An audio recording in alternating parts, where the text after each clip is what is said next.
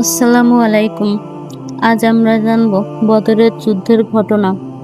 হিজরতের দ্বিতীয় বছরে মক্কার কুরাইশরা 1000 সৈন্য নিয়ে মুসলমানদের উপর আক্রমণ করার জন্য বের হয়।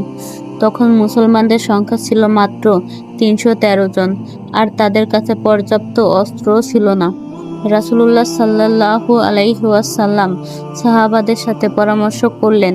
সবাই একমত হলো, আমরা আল্লাহর রাস্তায় লড়াই করব। সংখ্যায় কম হলেও আল্লাহ আমাদের সাহায্য করবেন।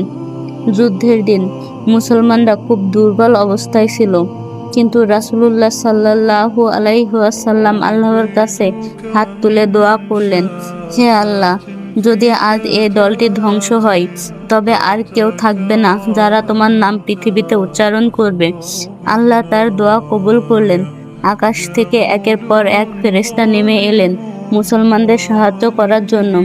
ফলাফল, কুরাইশে 70 জন নিহত হলো, 70 জন বন্দী হলো, আর মুসলমানরা বিশাল বিজয় অর্জন করলো। এই ঘটনা থেকে শিক্ষা নিতে পারি যে বদরের যুদ্ধ আমাদের শেখায়, সংখ্যা নয় বরং ঈমান ও আল্লাহর উপর ভরসায় প্রকৃত শক্তি।